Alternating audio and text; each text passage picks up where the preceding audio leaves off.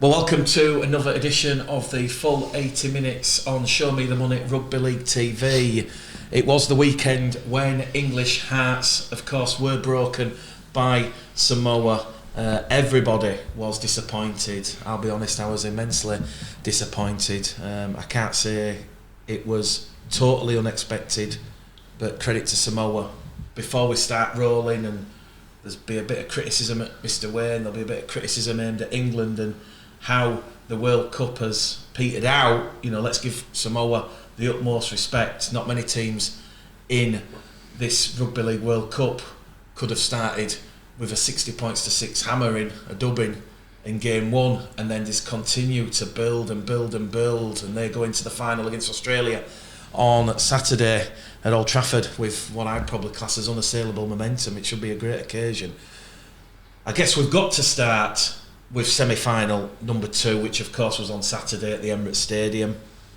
English hearts were broken, Craig. You called it. I watched the show back. You actually said a point either way. You won't be surprised if it actually went to golden point extra time. It was 26 points apiece. I said, yeah. At full time, and you called it. I had England by 12. Jimmy had England by 12. Joe had England by 6. Gailey had England by 18. 46. You know, everybody. And, you know, at the start, I'm not as distraught as I was in 2013. 2013, that last grasp try, that got me. That Sean Johnson try, it killed me. This on Saturday was different because I kind of expected this. But look, anyway, we'll dissect it. But yeah, everybody's disappointed. You can tell by our voices we're very deflated here at Show Me Towers. Well, we've took the England tops off. That's the first thing we've done, and I hope that's not in any way aimed. Listen, I'll say what you just said, Mick. The effort was absolutely unique throughout the tournament. Don't ever anybody call out the lads for saying about not trying or whether this or whether what it means to them. Oh my God, look at every single player, what it means to them. Ridiculous. Somebody said, there was laughing after the game. What, if they've just played a brutal game and they have a hug and they swap tops? That's just what we do in our sport. It's a sign of respect. If you looked at the New Zealand-Australia game, there was both doing it. It's what you do at the level you play at. My thing, Mick, and why I thought it would be a close game, and I probably felt disrespected a little bit towards Samoa. I felt that people were I couldn't believe that you could think that Samoa wouldn't be a totally different team, and that they'd not learned. I think I said it to Luke, you'd rather be in a boxing fight, the opposition gets better. If you get beat in a boxing fight, you're better on second one historically. They would have learnt loads. They probably just spent hours and hours and hours saying, you know what, I did say they'd go down our right edge, and I didn't mean any disrespect, I just had a feeling they would. That was just, for me, common sense. You've got the best running half in the comp with outside him, and I thought they'd go at it. I thought they'd seen something there that they thought they'd get at, and that's based on experience and everything else, Mick, and there. Do you know Matt Parrish, Mick? He took more stick than anybody in this competition. That first game, the boot went in. I had coaches, I had modern day coaches texting me saying, typical Matt Parrish, typical. It was booting from every angle. I have no idea who Matt Parrish is, if I'll be honest. So disrespectfully, I didn't know, but I certainly didn't put the boot in, but it went in everywhere. What a story could happen on Saturday. And everyone's saying, it's all over. I think the Australia, they've got gears. That's what worries me. It's a Ferrari. I still think there's another 25% in the Ferrari to come. Let's hope for Samoa it's not on Saturday. But let me tell you, Mick, heart and fight. And these guys have now had. Do you know what pissed me off? And it's still the Tonga game. No one gave them any raps for Tonga game. They went and beat the third best team. Where everyone was saying we're going to beat England, we're going to do this, we're going to do that. They were the big challenge to the Aussies. Well, these beat them. Be 2 weeks after England putting 60 on them, they beat Tonga. Did we say out about that? I think even us discussing it last week. We're going to roll them. We're going to quicken up. We're going to do this. Who are we to say that? What were we? Who are we to say you're going to roll 3 or 4 at best props in us? These are quality 150 appearances in RL forwards. We're saying we're going to roll them, which again, I hope for the life of me that do I look at, we can debate this, ultimately Sean Wayne has to pick a team he thinks is best. I got slaughtered pre-selection Mick a month ago for saying I didn't think some of the selections had done enough this year. Do you know when you give an honest opinion on somebody, it's not slagging somebody off? I've had it, a few of us on here have said it to me. Oh, have you got something about him? Have you got something about him? No, as I have a heck. I just call it as I see it. You know, we've had that all year. For you to call something honest, if you don't come on show. Don't come on show. It's not putting boot into a player. And there's a lot of, somebody said something last night, I hope it doesn't happen. You've never played the game, is used a lot. Somebody said, are players not allowed to be questioned? Because rugby league's a small sport, and I suppose, in a way, ours is one of the only sports where a player might know a fan. Oh yeah, I've seen you at Lee match. We are capable of that. We are capable of that. Players have got to take a little bit. Never say a player doesn't try, because you wouldn't have the bottle to play rugby league. Here we go. I never. I can remember us taking us to Thornensines as kids because we were all good footballers. And I can remember watching a couple of games of rugby and I thought, oof, get that football out for me. That was just me. That's being honest. So bravery, what these lads. But they've also got to be open to a bit of what an honest debate of where you see it. And ultimately, I ask you all this at the show. If we get beat in the semi-final, are we judged as being not a good World Cup or what? And you, Michael, first of all, did say, honestly, he says, yeah, Craig, it'd probably be a team that it hasn't been a great World Cup because ultimately this is where the World Cup starts. That were your words, and you were right. I stand by what I said. Anyone asks me, the World Cup has been a failure. There has to be root and branch reform. I'm still not convinced Sean Wayne, when he was doing the chopping and changes, making 5 changes for the France game, 5 changes for the Greece game, I do not think that was the best course of action. Matt Parrish has kept everything steady, tight. They have gradually built momentum as the tournament has progressed.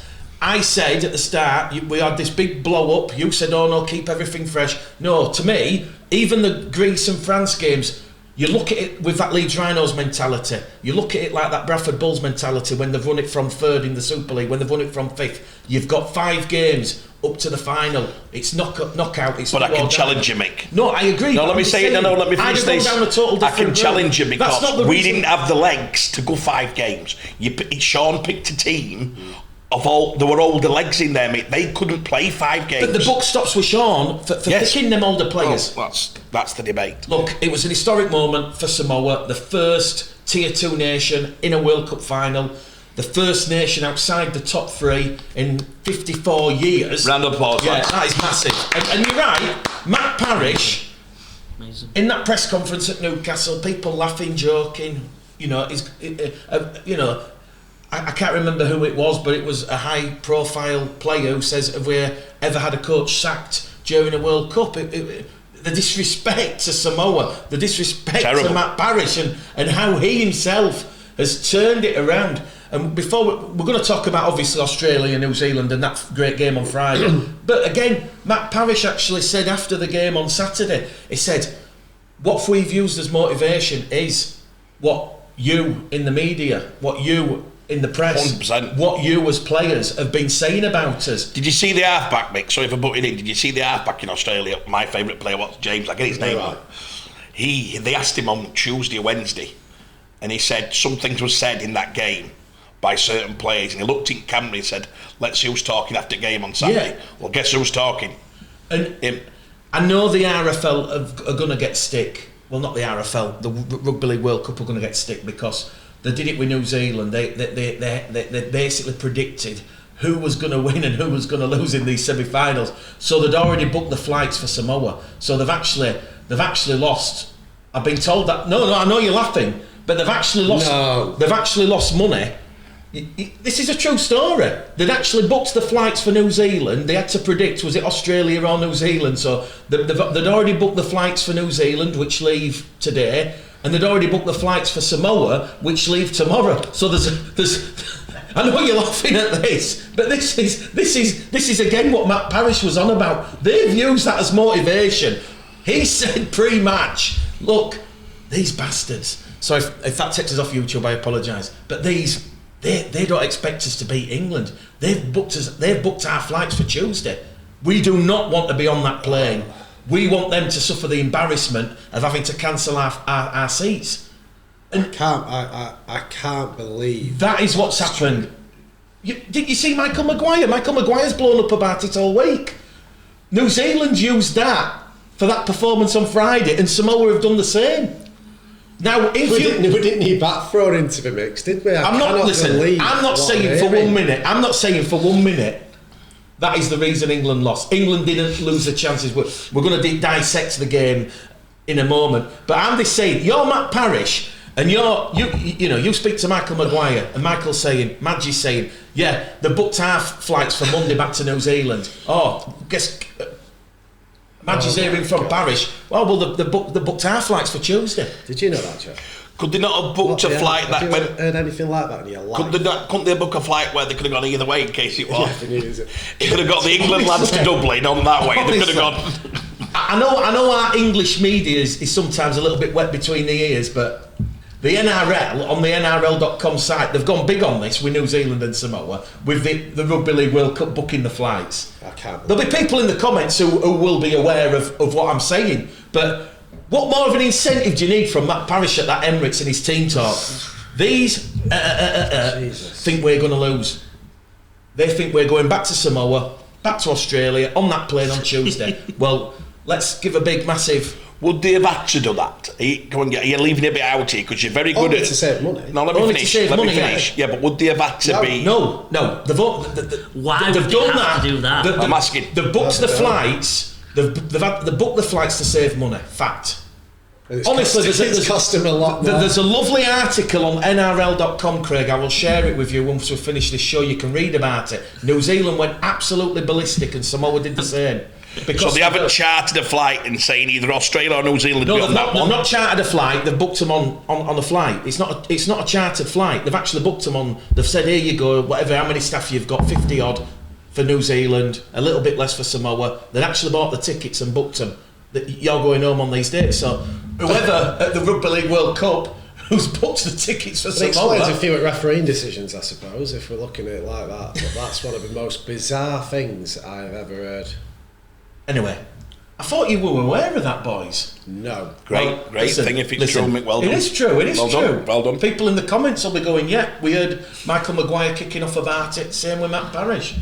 Jimmy, on to you. And then Joe. We'll start with Joe, because Joe keeps saying he gets... I don't. I've been good. Right. Jimmy, give us your thoughts on Saturday. What went right? What went wrong? In fact, quite a lot went wrong. I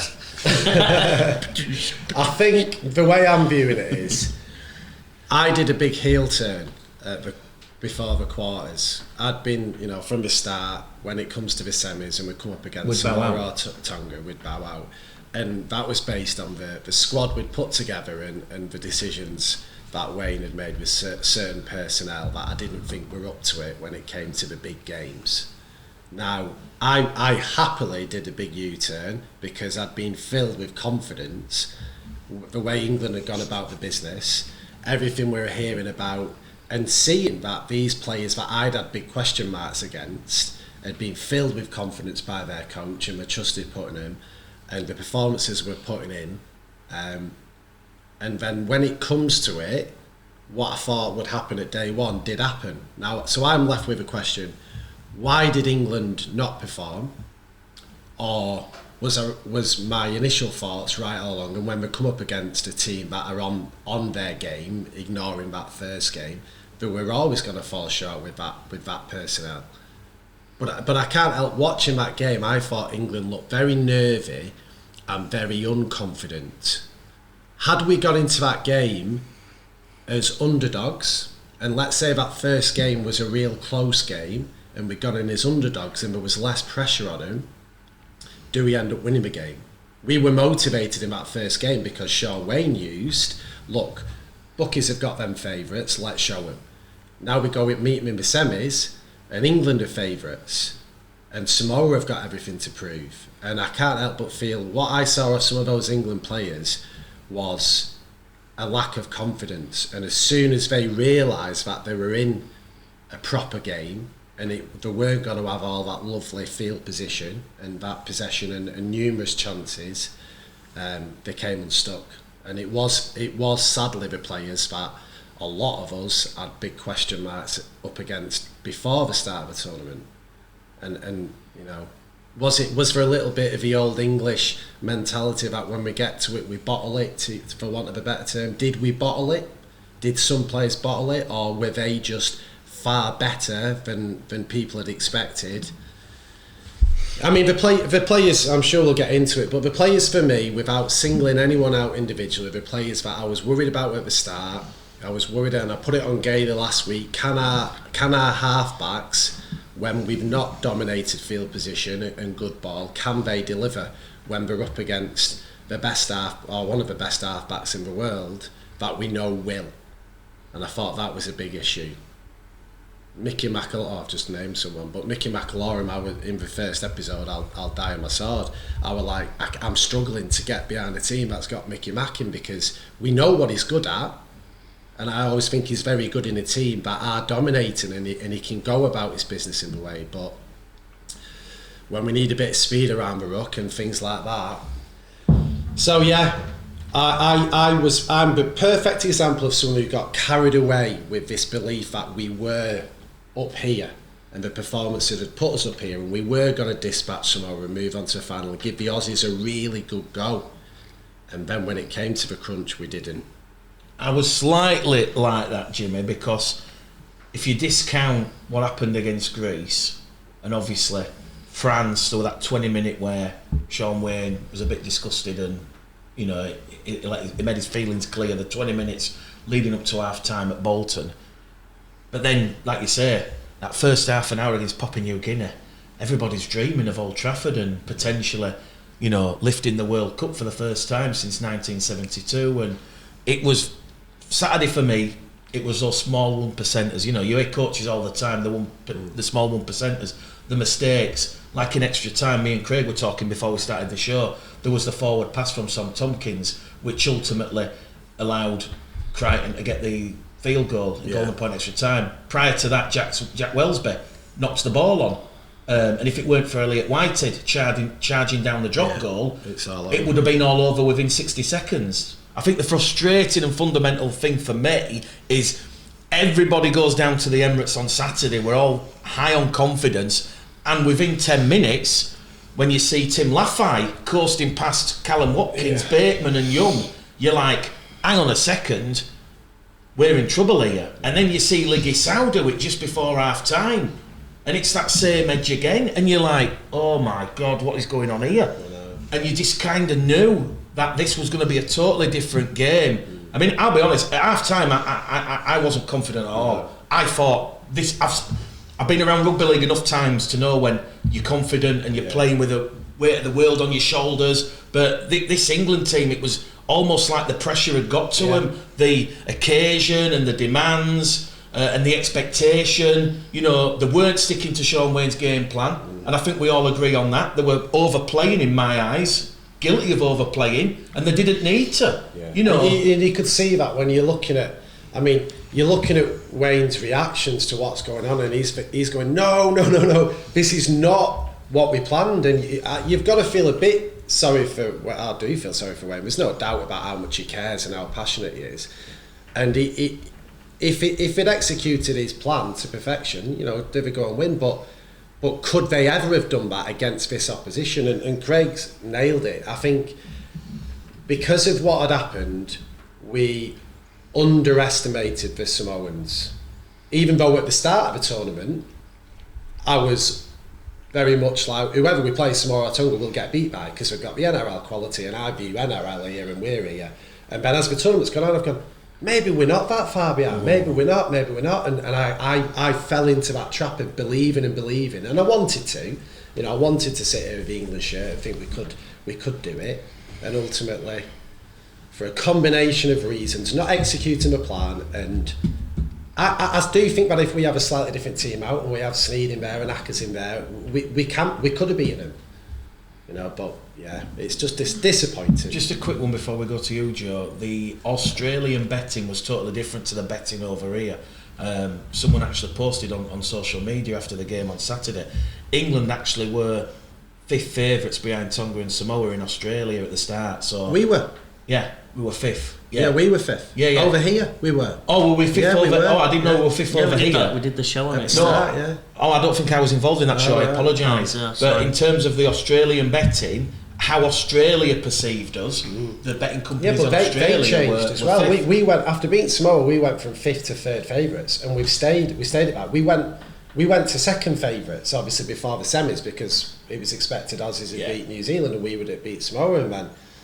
Yeah, unbelievable! What a turnaround! 60 points to 6, roller coaster to 27-26. You know, if they go to Old Trafford and lift it against Australia, that's the greatest sporting story ever. They need to make a film on these players. Joe, over to you. You've I made my notes. Yeah, I think I've been watching Mick, and sometimes I think when I get passionate, I stumble and I get a bit too thing. So I've got the notes in just so I can clearly get my thoughts across. I thought what you nailed one of my major points at the very end there, Mick. In that first 20 minutes, we played the complete opposite of English rugby league. What made us so special in them first 4 games up until the semi-final? Hard-working props, second rowers, wingers making loads of yardage, fast ruck, fast-paced rugby, tough, fast line speed defence. That all, for some reason or another, disappeared. In that first set, we forced it. I know you and Gailey had a 1-to-1 that I've watched a couple of times, and it's really. You said something about forcing it, or we're playing up as we can't score. And Gailey went, "Oh well, Jimmy, what made us so special is that we've not forced it at all. It's actually really relaxed rugby where it's just come to us because we've been that good and that powerful and that fast." That all disappeared in that first 20 minutes for some reason. Wellesby kicked on the first to try and get through, forcing it to Judge. Luckily, we got the ball back. Then we kicked it again on the 4th tackle, and that was just it. Kicked it twice just in the first set. And I think for the next 2 sets, we forced it. In the next 2 plays, I think we kicked it on the 4th again, looking to get through. And then on the 5th one, on the 3rd set, we forced a pass, and it were all just a bit. I don't know why we went away from everything that made us special. We didn't have to force it. We had field position. We actually got them in decent field position. It wasn't we only made it to halfway line, let's start throwing it. We actually got there, but when we got there, we panicked. We forced plays that weren't on, and we didn't grind away. And it blew my after that first 20 minutes. I went, oh no, as I think probably everyone did, to be fair. But I went, really, oh no, because we're not playing our rugby. But then the funny thing was, we started playing it again in that second half, and we come back and we grinded away. We didn't force the tries. George come up at the very end, but we had a 20-minute stint after that second half that we rocked it, and we're like, we're coming back. And falsely, I got some hope, Mick. To be honest with you, I got a bit of hope, thinking, all right, well, let's forget that first half. We're obviously a bit nervous. It got to us. We're back playing. And then we got there, and then we panicked again. And I think what we probably lacked is someone like Johnny Lomax, or just that pure leader who gone, don't worry boys, I'll calm it down. I'm a bit, as he's done in 3 grand finals now. Just calm down, lads. I'll take control. No one took control and went, I'll take it on now. You've got us here. We're back in business. I'll calm it down. We probably needed that. And then just one, and then my last. I've got two more things. One on Victor Radley playing 9. I don't know why. I think this. I'm not going to try to criticise too much, but Mickey Mack took it on first 20 minutes, and then he got tired. We put Victor Radley in, probably a bit too late. Put Victor Radley in. That was sort of the catalyst that sped up the game. Yeah. His pass to set up the Herbie Farnworth try, if you watch from dummy half, he did 20 metres from the floor and he's a 13. I re-watched it and I went, that's most hookers couldn't do that pass. He's flinged it from the floor. So, and then he sped it up in defence. We didn't, I think, because Mickey were a bit tired, that Victor brought on in the attack. We had Morgan Knowles on with him, and the line speed came back, and then we put Mickey Mack back on, and Mickey Mack was just tired. He's had a brilliant World Cup. He's probably proved a lot of doubters wrong, but he was tired. He looked tired, And then the final one, I'm just going to give 2 positives. Elliot Whitehead, what an absolute hero of a man. We say we don't have, I just said we don't have lead. He give it the best go. He's probably not in the position where his second row it'd be tough for him to dominate that game, but he'd give it the best go he could. Yeah, and then Tommy Makinson, if he's not one of the best wingers in the world, I'll have a go with anyone in it, because that performance for me, he was the one player throughout the whole of the game who stood up and went, I'm not losing this, lads. And he give it his all. His carries out of what's it called again? Yardage. Out of yardage, unbelievable. The whole game he were on it. Tommy Mack, well done. Elliot Whitehead, absolute legend. That's my 2 cents. No, it was good. Look, it was a thrilling game for a neutral. Obviously, the majority of people watching this are vested in England and are distraught. And you've just mentioned the point there, Joe, about them small errors, them fundamental errors. When you pull it back to 20 points apiece, and there's like 8 minutes to go, you suspect we're just going to kick on here now. The game plan. You mentioned it, Craig. We'll go on to that in just a moment. But then you've got Farnworth, that stupid pass, and it's intercepted and picked off, and Crichton's racing down touchline, and we've then got to get ourselves out of an hole again. How much... I think it was Radley who got intercepted. Sorry, Radley to Farnworth, yeah, apologies, yeah. And then Crichton goes, how much did that affect things, because you're already down at half time, you then fight back with a try from Bateman, you're then down again. It just felt we were never in control of the game. We were constantly chasing that from the off. A point I want to bring you in here, Craig, is you've done a bit of research, you've spoken to people, they've practiced for 8 weeks on a golden point situation. This might be the moment of the show. So they've practiced for 8 weeks. Well, they do. Most teams do. Yeah, but England have practiced for 8 weeks. And talk us through it, because it's the same as every team. It's not what I know. It's not what I found out. Every team who Saints are massive on it, other teams are massive on it. They will practice. It's called game stimulation. So they'll go in there and say, if it gets to sudden death, what will we do? Now, what I would surmise would happen, it'd be pick that ball up and roll as fast as you can with the players you trust not to knock on. So it'd be like, you'd say probably 4 players will be selected. Say, look, if it gets to this situation, you want to take the kick-off. You will always want to take... So when we chose to take the kick-off, we would then want Tommy Mack 1, maybe Dong Young 1, maybe John Bateman, who's a strong carrier. John very, very rarely gets knocked on. And then they'd get the kick and they'd say, right, over to you. If we can make... 100 metres, and they're 30 metres off there. Now you're lined up, and then you said to your Radleys and your machines, you go, Morgan, go and win us this. Go and win us this. Go and get a knock on. If you get a knock on now in defence, we win this game. I don't know what's happening. I reckon Sean's biggest disappointment in all of this would be Sean saying to himself, "What have we happened where?" Wellesby picks and knocks on, which were never on, and the Sam Tompkins. He's all played a short side. I can't believe we go short side in an extra time. I don't think we need to do anything. We're not looking to play, surely. Wellesby's there. He's not looking to play, surely, to God. We're not looking to play coming out of our... We were. That's the truth. You want the truth? We were. Jack must have seen something and they've thought, we'll get numbers. No chance. No chance in sudden death. You go bang, bang, especially as early as that. Listen, if the legs have gone...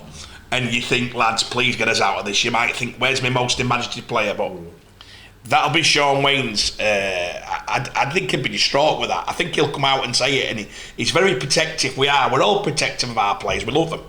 No one, I'll say it again, Mick, no one doesn't try the best play in rugby. Do nerves get to players, and can big players? Of course they do. That's what the best players, the Michael Jordans of this will do. The best players can perform under pressure at the top level, right? That is historically what happens. The best players will play in the biggest games, historically. Yeah. Unfortunately for us, we've found some harsh lessons live that when it is on like that, we didn't have the players maybe in pivotal positions to say, here we go. Jimmy's point about Johnny Lomax. Me and Joe talked about... Sorry, Joe's coming. Apologies. Yeah. That's happened with the Maguire in 17. That's happened in the big games. Yeah. Big players do just take over. We've had some unbelievable players. I seen JP. I thought JP when Fielden got dropped by Mason, when we won that game, JP went into another world.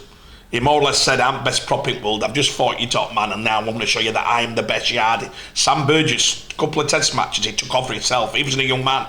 You knew when Sam was taking it to him, he was like, game he did the show game and over. go, didn't he? And Well, took over. the Kiwi one, when he smashed the cheekbone of Sam took over the complete. It was like, wow. Unfortunately, in this one, and making, do you know what I said this to lads? And how well, I was 10 pints in at this stage, so it probably wasn't intelligent won't come out, but I said, I didn't see that star player. Lads have said, Joe said, Elliot was sensational, but Elliot's 34. Now let's be honest about this. He's 34 playing Test rugby, and he's amazing. He is. I don't think you should get the age though. No, let me finish. Did it Gailey said to me when he was 20-year-old, Elliot reads a game better than any players I've ever played with. He couldn't believe it. Whatever age you were, Gailey, 22, he said, Craig, I've never seen anybody read a game like Elliot Whitehead. He said, whatever I'm going to do on a pitch, Elliot reads me before I've done it. He proved it again. He obviously is the most intelligent. Because if you ever see Elliot's makeup, he's not electrically fast. He's not electric. Elliot's one of the lads who'll take stop off. You'll know it, Mick. He's not got better. I'm sure he likes the old dart. I hope he don't mind me saying that. You know, Elliot likes the old cigaretto in the heyday. But he can just play rugby. As with John, they can just play rugby. The tough kids, they can play rugby. But again, going back, if you look at Jerome, and I did say it, and I said I don't know why I love him, but I think for me he's just got it. That first try or second try they scored when they went, it was one of the best tries when they kept it offloading. Yeah. And it was like basketball pass right back. That's what they do. We just didn't believe they could. Yeah. We had an arrogance about us, if we be honest, as a nation, that they couldn't do that. Yeah. They did. They did it on the biggest stage. They did, and they did it in our country, in our conditions. This is not in Australia, 100 degrees, we're all sat with. These have done it in windy night in November. So for me, don't take anything away from Samoa. We've got some major rebuild, Mick, and I'm going to say this, and I hope this happens, and I've said it before. We just need a longer term plan, in my humble opinion. COVID didn't help Sean, it didn't help the country, but I still believe that we've got to take the test. When we beat the Aussies 2-0 in the 18s, we destroyed them. Your Wellsbig, your Smithies, your Wilsons, your seniors, your Wellsbys, Trout. We could go on all day, couldn't we? I wish that somebody just ring-fenced them and gone, right, this is the nucleus of us beating the world. We've just beat them. Can we do this? Hold all them lads, and there'll be players coming in and out. There's your Mikey Lewis, your Lewis Dodds, there's your whatever. I'm sorry if I mention it, show me lads, I get stopped. But you know what I'm saying? There's lads like Dom Young come into it. Lewis Murphy, maybe Corey. We look, God, there as well. You look at that, Mick, and I want if it's not Sean, the new coach, he has got to be the person who buys into that. He has got to be forced by the higher people. You have got to build a squad here for 3 years' time and start with all these people. And you know what I mean? And go with what we've got. We've got some of the best young talent in the world. Do you know the young ones, Mick? The younger you go, they've got no fear. It never come off for Wellsby in that semi, and I never thought it would. For me, again, if you watch your rugby, somebody said, I love Wellsby at fullback. I didn't think Sam's age would go. I thought Sam's age would go against him in the wear and tear. And Sam Tompkins, and again, we get called here, Mick. This is what kills me. Mickey Mack, Sam Tompkins, some of the best players ever to play this game. Yeah. Mickey Mack dominated hooker role in a way that was frightening. Sam Tompkins, for 5 years, were probably one of the best players in the world. Yeah. That good. He went to New Zealand on the back end of not his form. The young Sam Tompkins would have tore it. But you've got to call it as you see it. Callum Watkins, I think he got injured, the poor lad. But Callum wasn't getting picked at centre, he was getting picked at back row off Salford. We chose to pay Callum at centre. That's fundamental.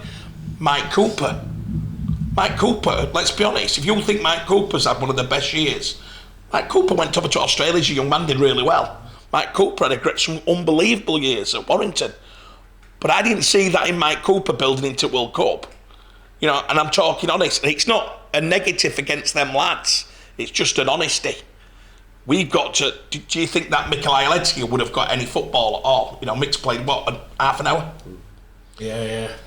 Even. Did we think on form Mikel Ayeletski would have been involved? We all thought so. Yeah, across not just our selections, but nearly every fan who's put selections in, Mikel's playing a big part. And if I'd have said 10 years, Morgan Knowles had played the least football of the best player in our comp for that's 2 years. Yes. He's played the least football in the World Cup. We'd all think we were mad. Yeah. If I said to you, Matty Lees, you'd all think we were mad. You'd go, what? Matty Lees? And Mike Cooper's going to get more game time than Morgan Knowles and Matty Lees. And we all know. Yeah. We as pundits, as people having a laugh about it, we'd have got slaughtered.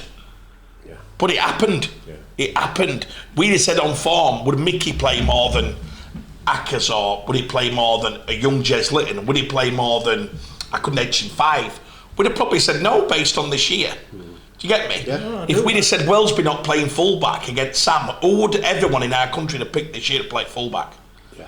Apart from probably, let's be honest, and I'm giving Luke a bit of crack here. Well, a lot of players who played with players, and I'm around players every day. They will go for Sam. Weirdly, they would. A lot of them will go. You need that bit of. What did Gailey say? Sam must be doing things in that defence and the way he's talking, and it was like you can't see what Sam does. You can't see what effect he's having. Well, I can now. If you've got a fully fit Johnny Lomax, Wellesby's at fullback. Yeah. Well, that's your issue. That's your And there that's were loads of others. your tough argument around that one, isn't it? That's probably the big one. But who goes at half then if Wellesby's at fullback? Let me tell you, I don't know Johnny's body, right? I don't know what happened after grand final. I'll tell you now how players think. Johnny would have had a look at that situation, okay, and he might not think he was going to play, and he'd think, do I want to spend 8 weeks in and out? This is my opinion on this. Johnny would not have been told he's guaranteed to play every game in that World Cup, and I'll take a bet with anybody. I'll take you on. That's the worst comment you've ever made. Brilliant. He would not have been told. The reason I know it, well, I'm not going to tell you, I'll tell you off record. Johnny Lomax wouldn't have played every game when Wellesby was not being told that was going to happen. Wow. But there you go. But that's still stupid anyway, because you're doing that thing where it's not aggressive. Yeah, because it's ridiculous what he's saying. It's not ridiculous, Joe. Joe, count to 5, calm down. You've dislost your pocket money to your dad. He's keeping it this week. Well, because it's that ridiculous what he's just said. It doesn't matter whether he's been told. It's Craig, Johnny Lomax. Explain how you know. I don't think without being respectful, Joe there, he's done it. Explain it. I've just had one of the hardest seasons together. I've won 4 grand finals. I'm 31. I'm also being told that Penrith St Helens World Cup Challenge is the biggest game ever. Is on. Yeah, February. It's on. Yeah. Which he knew. They would have known. Yeah. And I'm not off Wayne, and I'm looking at Wayne, and Wayne's bringing Harry Smith into the squad, and he's bringing this, and Wayne don't pull me on my own and go, yeah, just to let you know, you're playing every game, you're my best player, and you're going to run this show for me. He wouldn't have been told that. My opinion, Joe's saying I'm totally wrong. I'm not arguing that he wasn't told that. I believe he wasn't told that. It's not what I'm arguing. You didn't let me speak. What the issue is it's Johnny Lomax. It shouldn't matter. He's the best player in. I'm saying that. That's ridiculous. Yeah, exactly. You've got it all wrong again. Yeah, no, I've not. Again, I get it right. I've got it right just as much as you. Don't drop that one in, little underpunch. The issue is, it's Johnny Lomax. He played. We didn't have another half. He were playing every week, whether he got told that or not, and he would have known that. Which other half would have got? He wouldn't.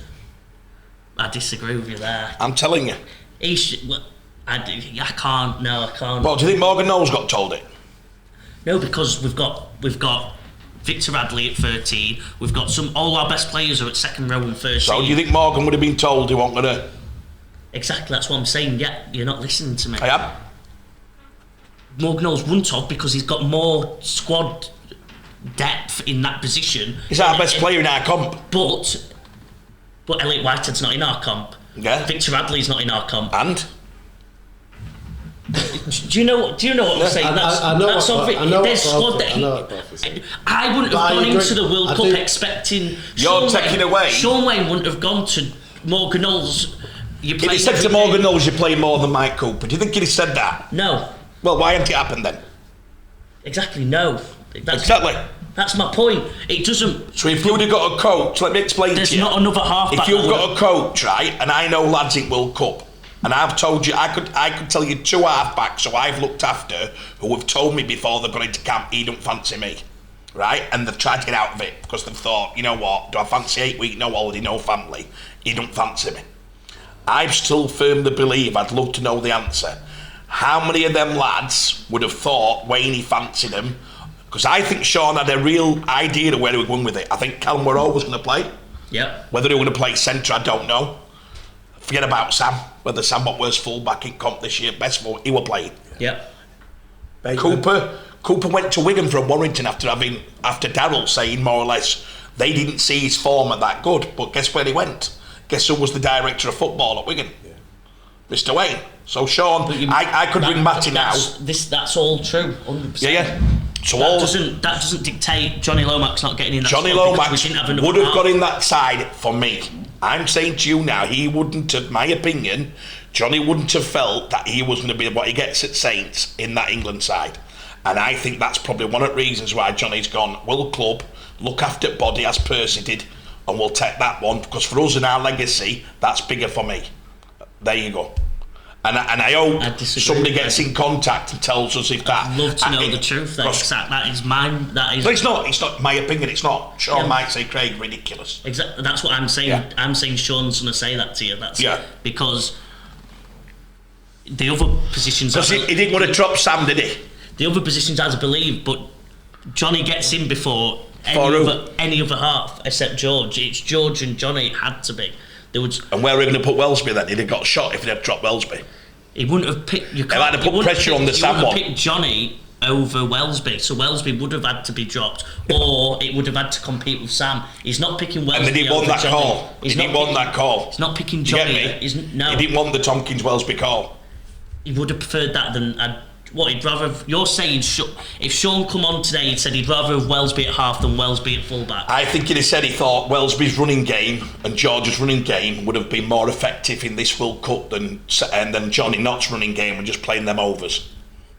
And it also enabled him to play Sam at fullback, which he always wanted to do because he wanted Sam's experience. Yeah, I am saying that. Wow, that's a massive call. There you go.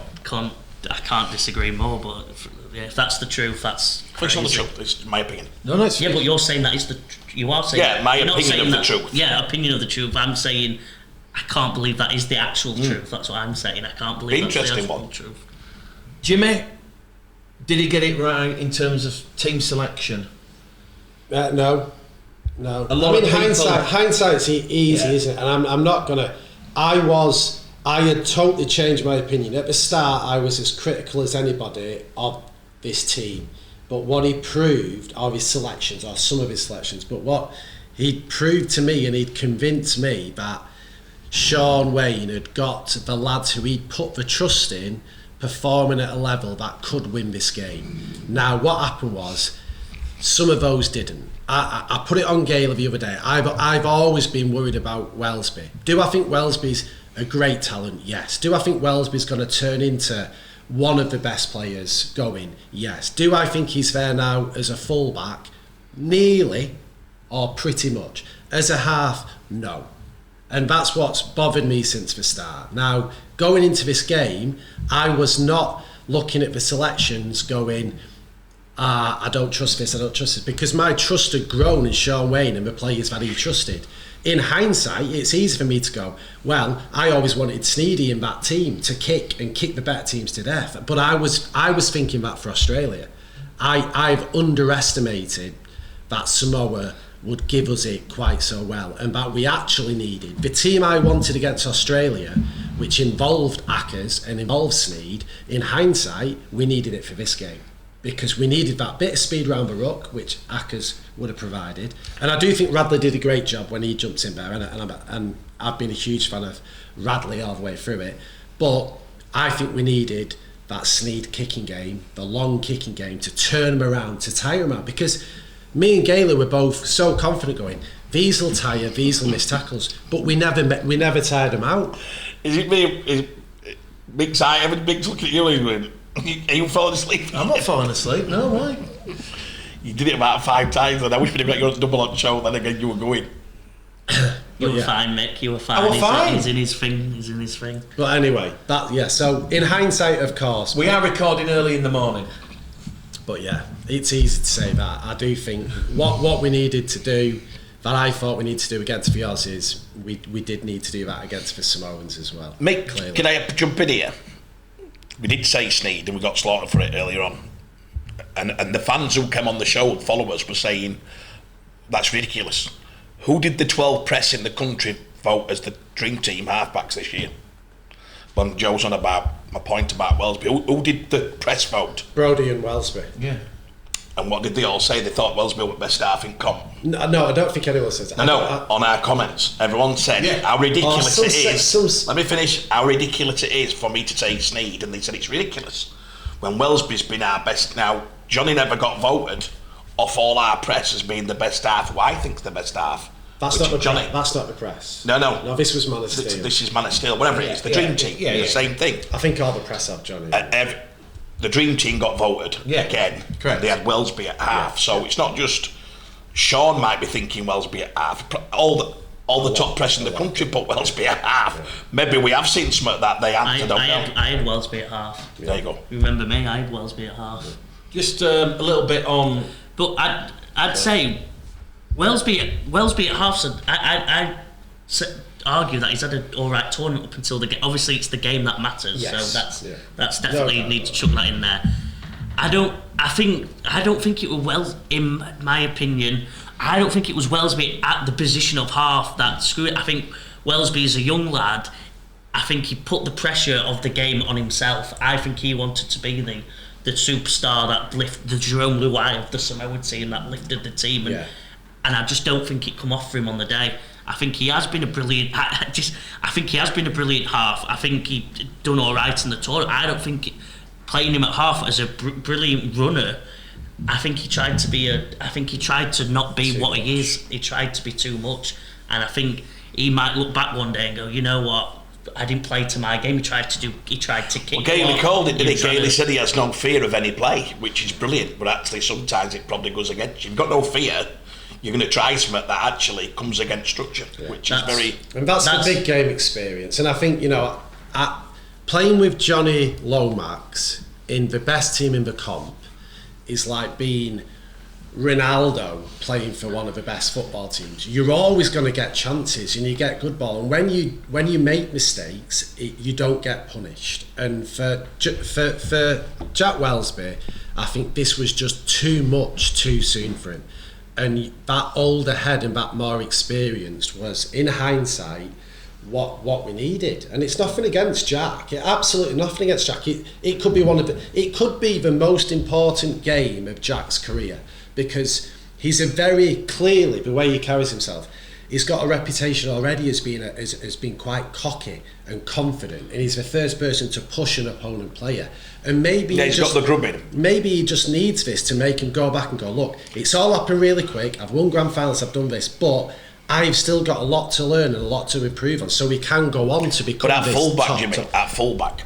Well, I said before, at fullback, I think he's nearly there. It's not going to be a half. I think that's. I don't think you're up to do with Jack why we got to be in that game. Not one bit. No. Exactly. That's why I'm saying. But I'm saying to you now again, Sean, and again, it was disrespectful of us to think that wouldn't happen. If you know your rugby, you would have known once you got in that position.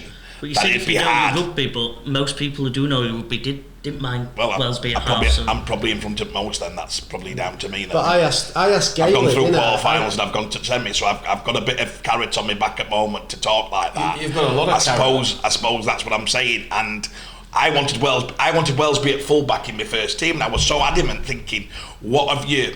But again, it is a weird one, because a lot of people did want Sam because of their experience. But me and Joe went to the Catalans St Helens final. I don't know if Joe remembers this. We sat at the end of the game, and as Sam he were pulling tape off his head that I'd never seen. I'm on about, do you know why they put tape on? They're holding the bone, and Sam, he walked off and there was 60 pieces of tape, and I was like, what's happened here? He's literally been working on his body and his thing. And Sam's got, listen, again, Sean Wayne's got to stand by, and we're not after timing because we're luckily on one of the only shows who dare do a preview and call it out. We're up to ridicule. Yeah. We're going out previewing shows. I watch a lot of the. If you watch a lot of the pundits, horrendous. They dare. You know it. Cliche. You know, I expect a great victory today for England, and then at the end of it, you're not going to get somebody to call them out and go, by the way, why did you say that? Like we do. We will confront each other. Yeah. Well, if you watch all 3 of them and 4 of them on the punditry, no one said, you got that wrong, son.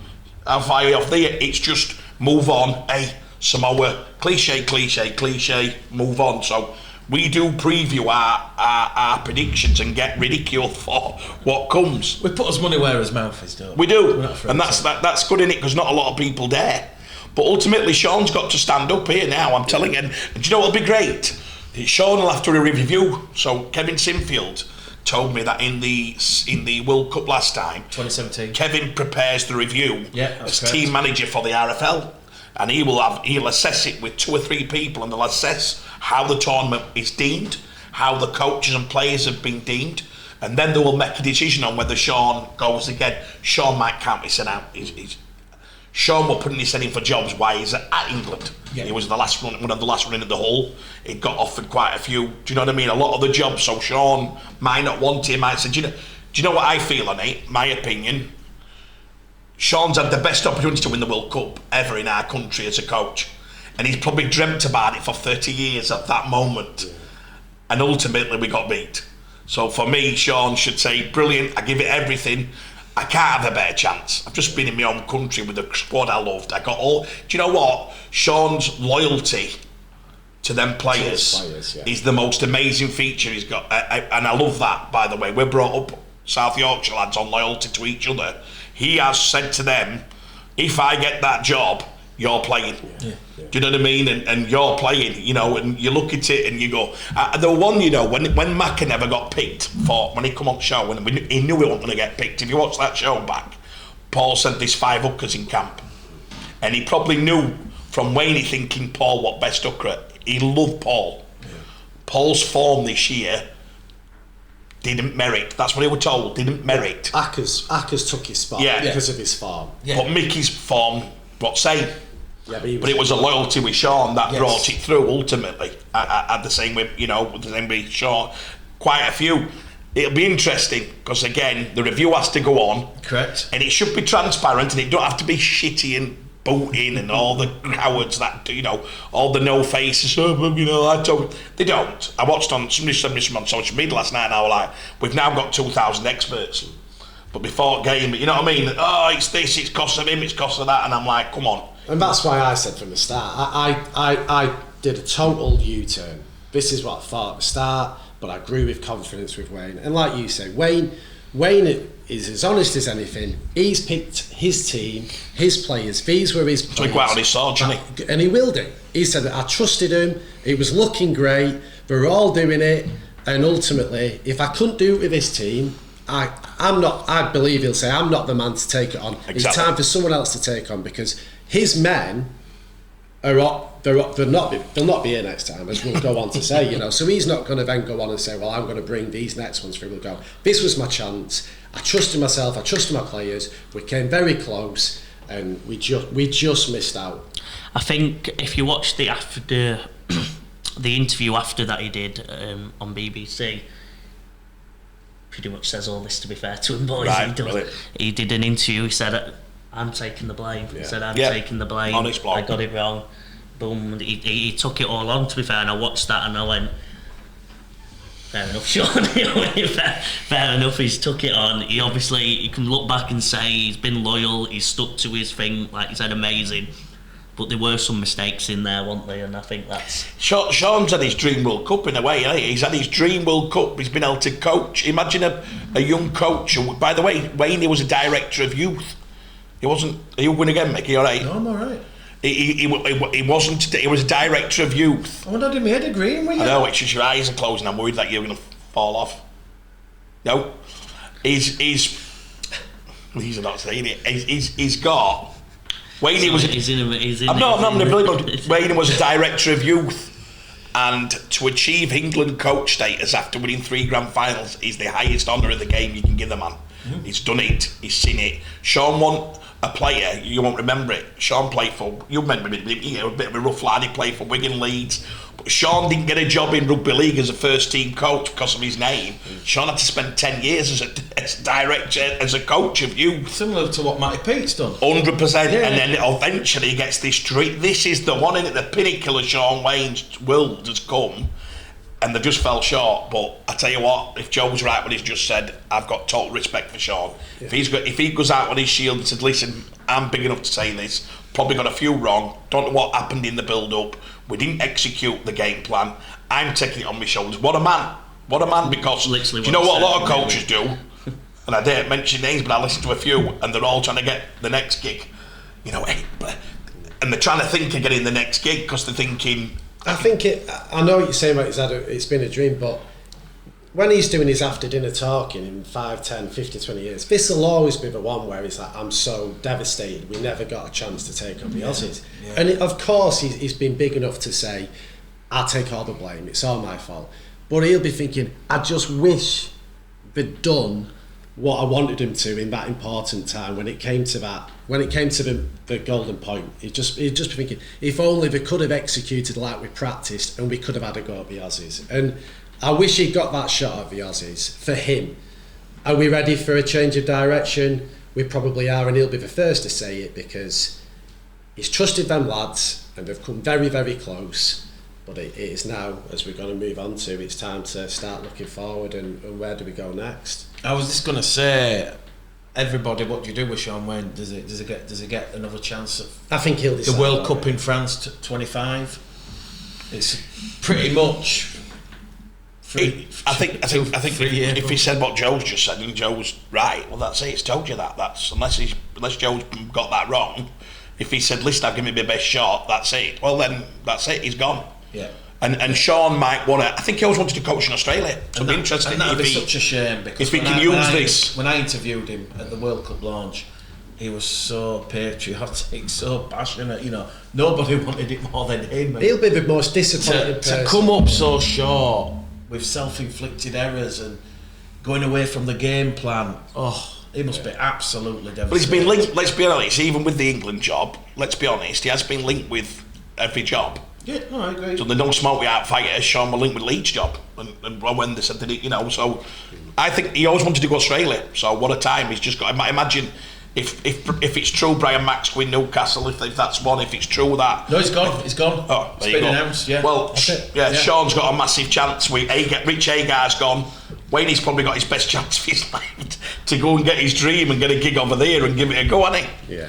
I think Sean's exactly. I think he's what we needed after that Great Britain and they picked all the Aussies, and I think we wanted a patriotic manager to come in, didn't we, and say, no, the English are here, we're going to bring it to him. And I think he did that, and he were probably exactly what we needed at the time. I think he's just, like I said, he's probably loyal to a fault. I think, sadly, loyal to a fault. He brought the English pride back. We're all buzzing. We had a full English team. We chucked Vic to the inflictor in, but he's probably... We probably look back and we'll be like, probably look back and go, you know what, not the worst decision. Yeah. He's been one of our best players. Yeah. Apart from Victor, it's been all English. We're super proud. Boom. He's probably just a bit loyal to a fault, sadly. But like you said, what a man, what a manager, and brilliant. I'm sure he'll go have a successful career in NRL if he ends up there. Let us know in the comments, your thoughts on that England performance and. How you feel it went, or what would you have changed, and we'll read some out on the next show. Obviously, everyone's still bitterly disappointed.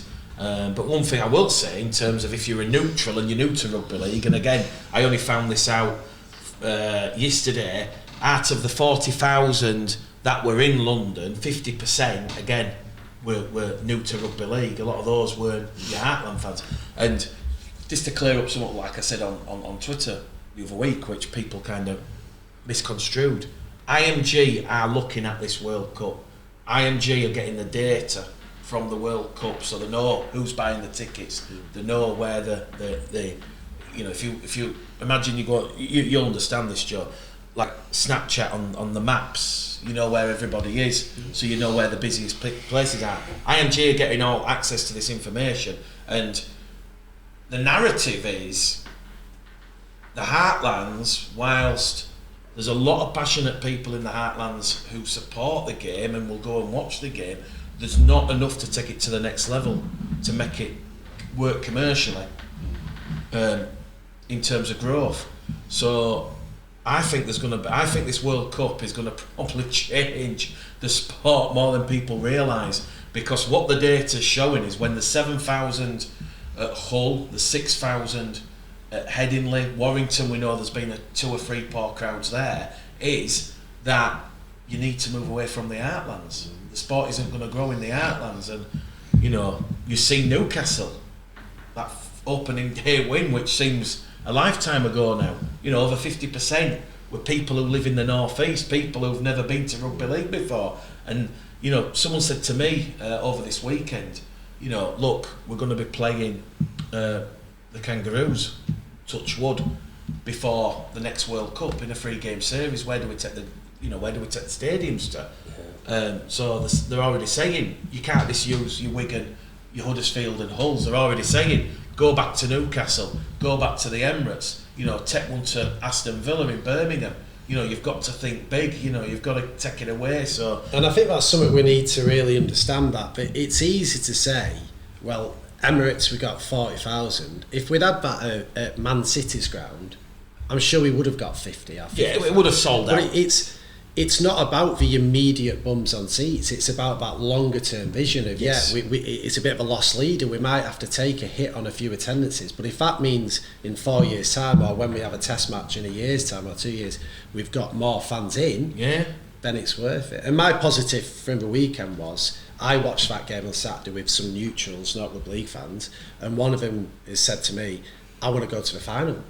Not because England are there, but that they enjoyed it so much. Yeah. And those 2 semi-finals, despite us not getting the dream result, they couldn't have gone any better other than the result. The attention, that the quality and the how good they were as spectacles, both of them, excitement, skill, collision, everything that's great about our game has been shown, and hopefully we reap the rewards. Lots of people, and you touched on it earlier, have said perhaps England have struggled because a lot of those players haven't had those big games. A lot of those Samoans have played in Origin, they've played in big games.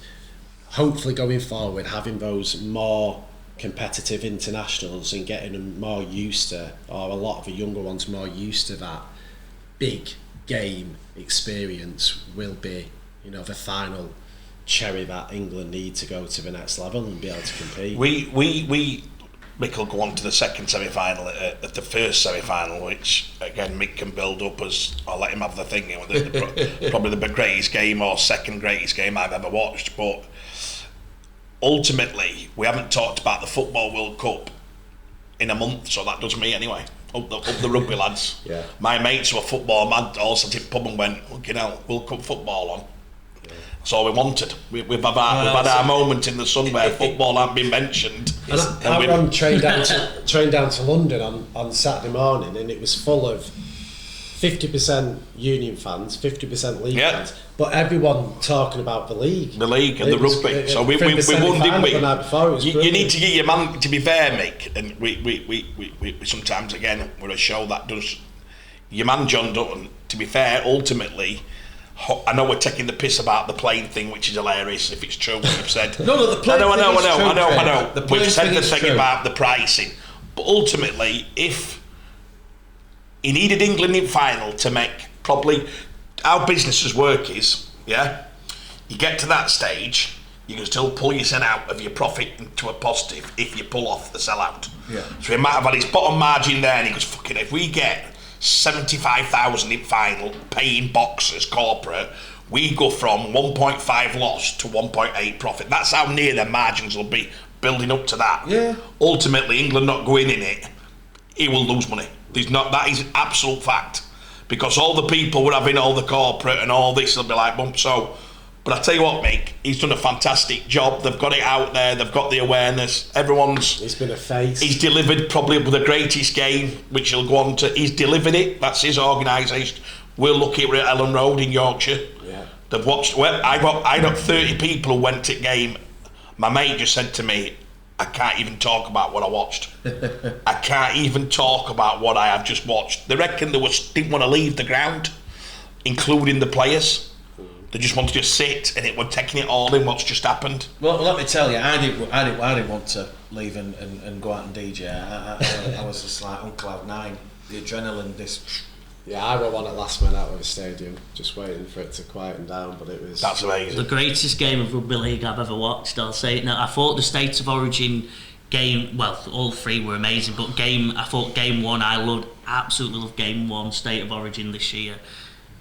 That was that game was the greatest game of rugby I have ever watched. I watched it in a bar with my mate who doesn't watch rugby league very often, and by the end of it, we had another converted. Yeah. His phone were going mental, going, what is this? What? Oh my God! You know what I mean? My phone were going off. Twitter were going mad. It was hilarious. Rugby Union got biggest boot it's ever had on Twitter on that Friday night, saying how's Rugby Union bigger than league? Everyone laughing. So I can't get over how good of a game it was. Come on, Mick, build us into it. Just before we build into this, Craig, what's happening Saturday? Have you got the box for the World Cup final? Well, it's a long story. Are you joining some of the others? Because what's really... It's a long story. On social media, there is a lot of England fans selling the tickets, which is sad to No, say. I didn't confirm the box Before the deadline. My fault, I apologise. So I think I lost the box. I think the lad said it might be back on, but obviously you're looking at... So let me get this right. There was demand there because everyone thought England were getting there. You've tried to get a box. England lose, and now all of a sudden there's all these boxes available, and Craig's blocked his number. No, you put... Exactly right. No, it was my fault. It was my fault. And you texted me or tweeted me something, and I was going to say, "Oh my God, you don't believe it," but we had to get the confirmation. They obviously wanted everything done fund-wise before the semi-finals because they knew what had happened. So they were saying the only guarantee you can have is if you pay fully before this game. Unfortunately for me, I was. Otherwise engaged. I was about 12 pints in. So anyway, I was actually busy on Friday. I got missing all of her, and I'd missed it. And I was, oh my God, to the guy, I've apologised. Quite funny because when England started to go in front, my friend Snake Eyes, he's looked at me. He's worth a few quid, his Snake, and he sat there and he's gone, "Hey, can we get box for this?" He said, and he just pulled his 8 pints. He got a credit card out. Yeah. Put me a couple of them boxes and by end of it went over there. he went quiet and he's at that level. He could have just gone bang 2 boxes wherever you want to go. And I just thought, that's what we were hoping for, isn't it? For the game and for Dutton and for everyone. If you know your business how it runs, I'd have loved to. Do you know what they should have done for crack? They should have had a video on John Dutton and his because can you imagine? They're thinking this is worth 2 million swing either way. This is a 2 million swing either way. He's either going to get Mick Gledell on Twitter saying John Glutton has delivered the greatest World Cup, or he'll go, we've lost 1.8 and booked quid. Do you think he had $500,000 on Samoa with handicap just to cover it? Welcome back to Show Me the Money Rugby League TV. It's another rip-roaring edition of the full 80 minutes with myself, Mick the Game Caller Gledell, Joe Me the Money, Jimmy, he's lost the Mystic, Mac, and of course the King, the Postman, Show Me the Money. Well, we've kind of dissected what we think and feel what went wrong for England and right for Samoa, and we're now going to focus on what happened at Ellen Road on Friday night. Let me tell you, the intensity in this game was off the scale, and this is why when the Rugby League World Cup comes round every 10 or so years on these shores, you have to go out, you have to buy the tickets, you have to be there, because the 28,113 people inside Ellen Road on Friday night, They were royally treated to a rugby league miracle. That game, it had everything and more. It had the controversy, it had the moments of magic, it had the skill, and you had two fierce rivals over a century of rugby league combat fighting it out for a place in that World Cup final at Old Trafford. I tell you what, I fought Tonga Samoa when I went the other Sunday. I thought that was my game of the tournament. It still might be, but I tell you what, this was equal, or in some people's eyes, even better. And again, as we said at the start, Michael Maguire was very honest. The booked us on the flight home to New Zealand on the Monday. They used that as their motivation.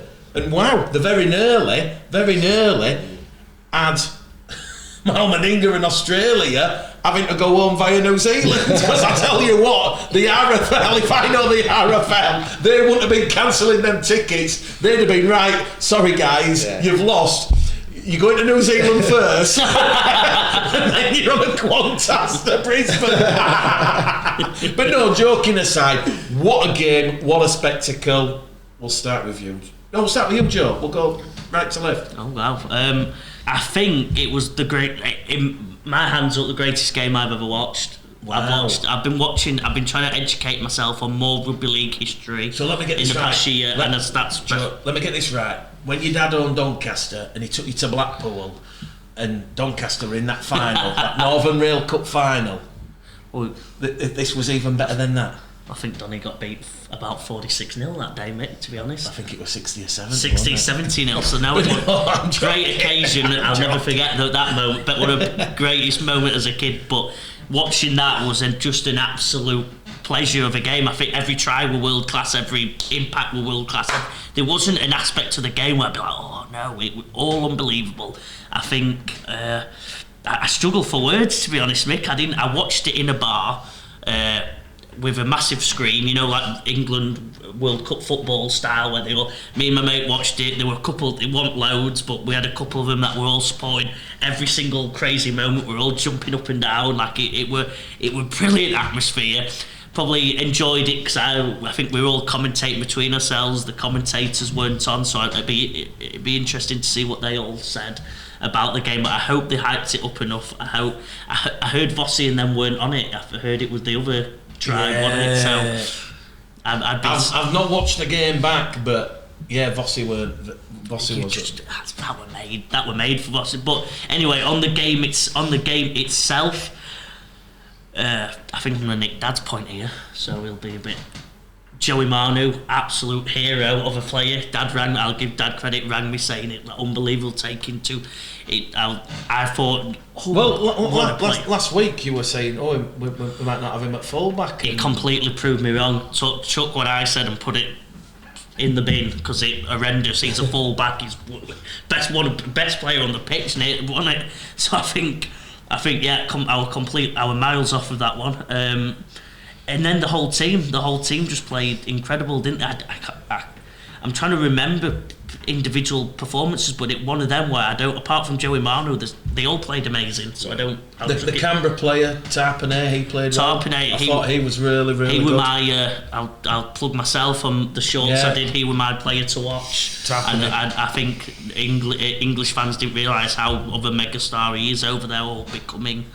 And then Australia. Well, that whole spine of Manu, Hughes, Brown. I mean, listen, look.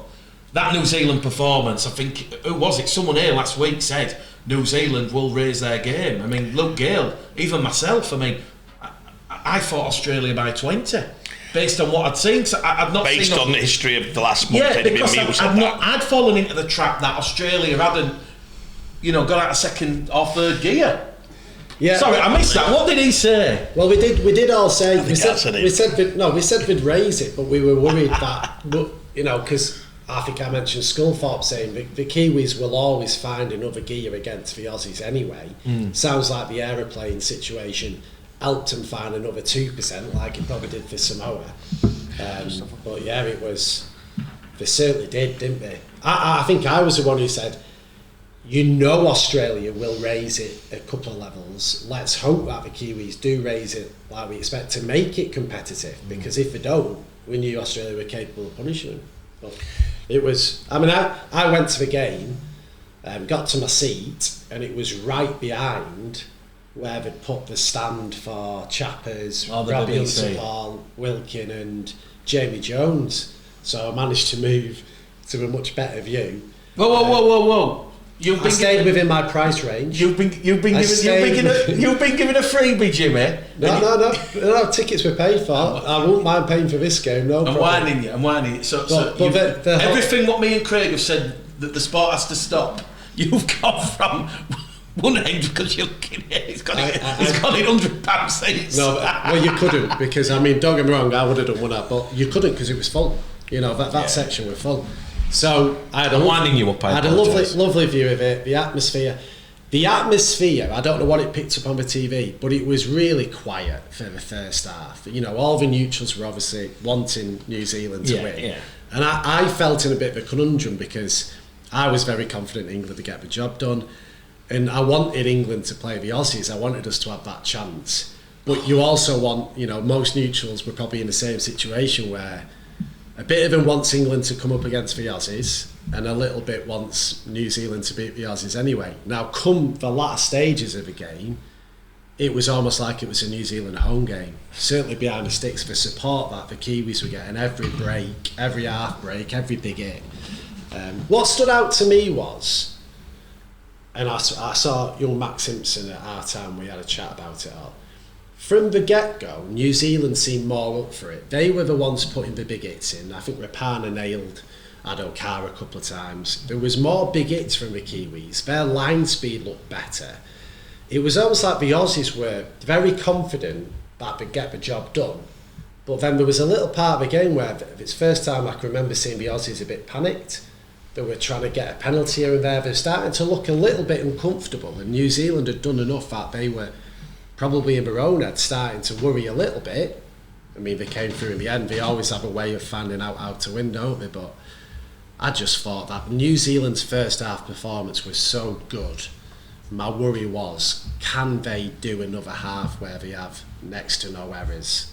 And if they don't, the Aussies will probably get them. And sadly, just one or two little mistakes crept in, and the Aussies managed to sneak it at the end. But what a game. Every collision was amazing. That try, I went with someone who don't watch much rugby. That try, the Adokar one, that kick, it was the other end from it. But it was one of the most surreal moments I've ever had in a rugby game. I feel like I've seen near enough everything on a rugby pitch. But watching that, my jaw hit the floor. People are clapping like that. I'm like, what have I just seen? The kick was massive. Rapana's misjudged it. And I'm like, it was to witness that in the flesh was amazing, because I was like, I've seen that. I think Sam could roll that if you're talking about it when it comes to the show. Sam could roll that again, so people understood it. You might get one or two of them in a year at every level of rugby union, rugby league combined. But to see that on a World Cup semi-final stage, crossfield, biggest kick on a pin, Adokar full speed, I was like, what have I just witnessed? It was surreal. But it was just watching it, like you say. The kick's up, and you just see Adokar going straight behind Rapana, and he's full steam ahead. There's coal in furnace. I think Rapana's looking up, going, "No, it can't be that good. It can't be that good." Like he's thinking, "No." The kid under Pinata, he's got all sweets, and he's over the line. Unbelievable. And after that, I thought, right, that's the momentum shift of the Aussies will start to dominate again, and they couldn't. New Zealand just stuck with them. Any complaints on the Valentine Holmes try? With the tackle complete, I know it looked like he was slipping off, but when you actually slowed it down... But the offside one was the worst one. It was so unlucky on it. It was a meeting on it, and what a try. That'd have been try at century as well as the first one. Yeah. When I got that ball back in and he finished it, I were up, and then oh no, please don't go to video review, because I thought the kid here could be offside as you're watching it, and he was ultimately. Do you know what, Mick? It's fine lines, isn't it? Because had he not challenged for that ball, that ruling means if he don't win 10 metres that ball, that could have rolled out and happened. Well, unfortunately for him, he's just set off a little bit to it. But here's one for you about that passenger play, which... Well, we skipped past Mick's question, Mick. I think the big controversy was was Holmes that try. has gone over in the corner off the pass off the floor. Oh, I didn't see any. Twitter's gone absolutely. The regatta. All I'm saying. Twitter's gone absolutely I mental. thought Wow. that's a Ridiculous. no-brainer. Tackle one complete. Well, my argument is, this is my argument. It's gone mental. If you're going to slow it down when you look at a try, and if you've got like, you know how to do it. You slow that down. Australian player tackled on the floor, and there is a New Zealand player holding him down. That is my argument. Now, whether or not he's slipping off the tackle, what's the difference between if you're going to ground a ball with your fingertip like that? We see it all the time. If that's NFL, which obviously we're not, so I can't. It's don't have. I thought it was a very harsh call against New Zealand. In NFL, that's a tackle. You know what I mean? In a lot of sports, that's a tackle. So probably has to be cleaned up a bit. Cause that's I thought it was absolutely not a tackle, but like say when you slow it down and break it to the letter of the law, I appreciate. He's got his hand on him as he's down, so it's a tough one. Again, the Kiwi press are all over it. English, Right. Chris Kendall, Klein. I don't want to make that semi-final about that, but again, you know, it added to the drama. You know, you've got a couple of contentious, controversial decisions, and listen, wow, what Michael Maguire's done with New Zealand, they've had a fantastic World Cup, and to push Australia all the way right to the, I think it was only really when, was it Adokar who took the tackle in, like there's 10 seconds to go, they still had a chance with 10 seconds to go to get something out of the game. George King. You just said to me there, which is weird. You've said ultimately, you said Kiwis have had a great tournament, yet we haven't. That's interesting where you judge that. You would think they've had a great tournament, getting knocked out in semis. Yeah. We finished because the Aussies, but Samoa beating us in the semis, we've had a bit of a shocker finish. Yes. It's interesting that, right? No, Craig, listen, I just kind of assess it as based on what we saw against Papua New Guinea. We saw the potential of what England can do. We didn't see that against Samoa. We saw fundamentally an ill-disciplined performance, and penalties. But Kiwis would be happy getting knocked out in semis. They're not going to be happy, Craig, but if you're Michael Maguire, you've lost to potentially the winners, again, Australia, if they win it, and you've pushed them all the way. But pre-season, within 10 seconds, and you've lost by 2 points. You've missed your best point. You're not going to be happy, Craig. No, but I think when the appraisal comes from the New Zealand equivalent of the RFL, Michael Maguire is gonna get comfortably an A-, B+.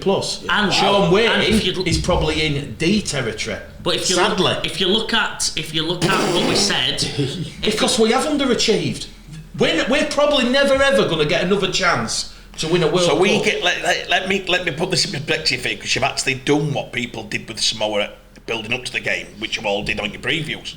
You've actually gone, us getting beaten sudden death is a D- or a D, against giving Maguire against the Aussies an A-. So you're doing it again. You're saying Samoa are not that good. We should have beat them. We're not giving them toffee the return. I'm not saying that, Craig. Craig. You are by a D and an A. You've got to be, unless we're all. That's a big distance. I think I'm saying Australia. That performance for England was self-inflicted, Craig. It was self-inflicted. It was. Well, if Craig, it was self-inflicted. You've got passes. So the only way Samoa can win is if England don't play well. Is that what you're saying? Is this what you're all saying? I think because we can go back a week now, and it really is now coming apparent. You're thinking, without being respectful to you, you're going to make the same. If you said Samoa playing England now, would you do the same thing? Are you going to say England are beaten by 20 or 15? I said England by 12. I never said that. Yeah, but I'm saying, what makes you say now? I thought you'd have learnt your lesson, but there. No, how can you not look at the England game? But you're saying England lost. That was a self-inflicted loss. Samoa were amazing. That was a self-inflicted loss. Oh my God, that's scary. No, it's not. What do you mean we made? Samoa genius. It's a combination of both. It was also a self-inflicted loss. Oh my God, based on what? On how much they did? They didn't allow him to play. King's forward pass. Right, I'll give Bradley's interception. Let me tell you. Callum Watkins I'll give you one. All over the line. I'll give you one here. Dom Young coming up with the error which led to another try. And they can do 50 of them. Whoa. Ridiculous. Show me.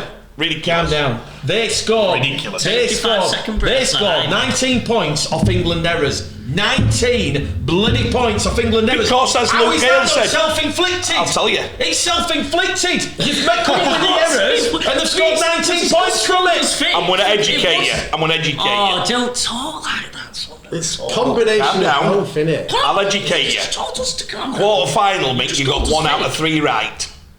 Let's put the. But let's, you've got. But let's I'm gonna look at tell you- Super League because you got- season. Let me tell you. You No. have bottom in We're everything on about in- this now. Don't think Yeah, it's so- ridiculous. Well, you're bringing in. So let me bring something to you What here. you're doing is ridiculous. Let me bring something to you. And if you let people talk, because you usually complain here, and you've had some right mic, and now you're putting in when. Let him talk and then you can Thank come you. back. Well done, Michael. I've had right now. Yeah. You're mad. So- You're insane. Craig, I'm listening to you, but if... Well, let me finish sorry. this. You're not let me finish. I'm going to call BS on that. Thank you. 19 points You of have to. Samoa's come from errors. That is So self-inflicted. can I have a say? Yes. Luke again made a big thing of the reason we beat Samoa is we didn't allow him any space and we made him make errors. That's what his words were in the first game. He said Radley's in his face. They're all in the face. Well, they were in our face this time. They were in our face. They put the pressure on, and what they said to us was, let's see what you come up with when we put some pressure on you. Ultimately, we came up with nothing when it mattered. That would cost the Samoa up their game, and the line speed were up, and everything they did were better. And also, when they got in field position this time, they didn't mess about. They scored again. That first try, one of the best tries. The second try, I'm watching it thinking, these are brilliant. And do you know what? We're all right. We might, by what I've just heard there, you've all got Aussies by 30 or 40 based on a D comment. And I tell you what, go and disting them again, disrespect them again and see what happens in this final, because I'll tell you now, these will have a go. And I had them to beat Tonga. When I said it about Tonga, everyone went, boo. No, I had to beat we all Tonga. had Samoa to beat Tonga. We all had Samoa. I had him by two. Go back. Are you ready? And I'll tell you now, you're doing it again, what you did in the semis. You're doing it again to Australia in the final. These are deservedly in the final.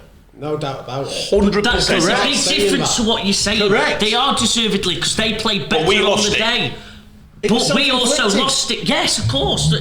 How do you not see that? We lost chance. that. They played.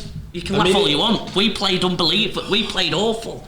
For what we are capable, if we are capable of a They certain scored 19 standard, points and from we England played errors. miles below that. We had a load of silly mistakes. Some errors, as in, no offence, Sean Wayne, as I went over Victor Radley. That is self-inflicted as a whole. The manager, the squad, that's self-inflicted. I mean, Do you it's- think most tries are scored on the back of errors in rugby league, Michael? Test match? Of course they are. Yeah. Yeah. In That's a bad situations comment like Saturday. But I think Exactly, Listen, so let me have. I'll have 10 seconds on it. It's an easy one, isn't it? It's a combination of both. You're trying to make your point, and it's true. Obviously, the way Samoa played forced England to come off their game plan.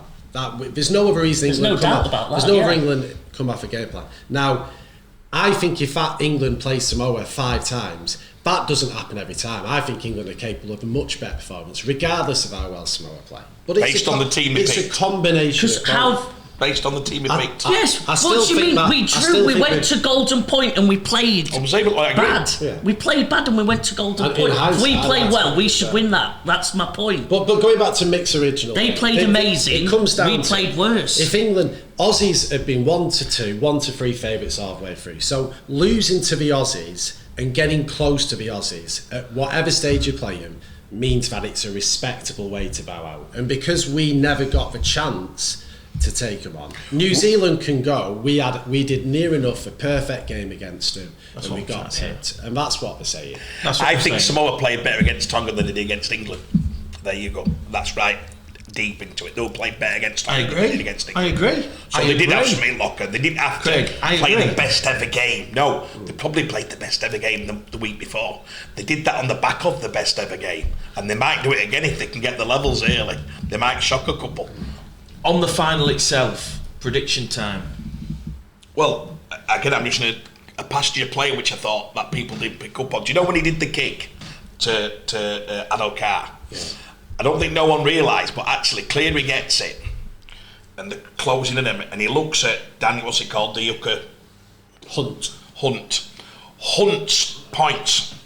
Now, usually in that position, from that far out, we just put what I'd call the box kick, which means as high as you can, and just to explain to people, they try and hang it in the air so the defensive line gets up there and jams them wherever the ball drops. I'd like to ask this, and I'd love to know, Mick, can you ask it on Twitter today? Please tell me, I think that were an attacking kick, and I think he landed it from 80 yards. I think that's one of the greatest kicks I've ever humanly seen. Now, if it was a box kick, we're all wrong. I'm wrong.